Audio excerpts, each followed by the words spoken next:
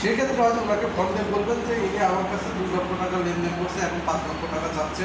ভাই আপনি আগে ওই জামিনদার ছিলেন, এখন আপনি জামিনদার হতে চাচ্ছেন 5 লক্ষ টাকা।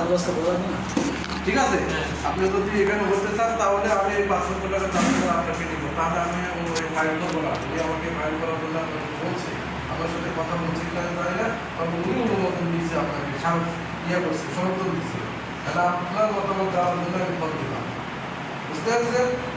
তখন হয়তো আপনি উনি বলবেন যে হ্যাঁ করেন কি না, ভালো যদি না বলে তখন ক্ষমতা আমি তো করার আগে থেকে আমি কিছু করেনি, কিছুই করেননি, ফাইলও করেননি, তারে জামিনদার সদস্য টাকা নেবে কিনা জামিনদারের কাছে ফোন দিব, এটা ওনাদের বলে আসছি। আপনি মনে করেন সাপোজ কথা বলছেন সদস্যর সামনে, যতক্ষণ আপনি মানে সদস্য বলতেছে আমি এখন টাকা নিব, তার মানে আপনি গেছেন।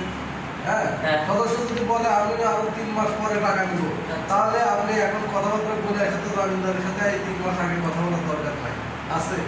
আপনি বলেন এখানে যখন সদস্য বলছে যে আমি টাকা নিব, তখন আপনি এসে তার ফাইল করবেন, তার জামিনদারের সাথে কথা বলবেন। আমাকে একটা ফাইল রেডি করতে গেলে নিচে জামিনদারের তথ্য ফিল আপ করতে হবে সেখানে। তাহলে আপনি কেন বলতেছেন যে পরে টাকা নেবে? ও তো এখনই টাকা নেবে, তো পরেই নেবে।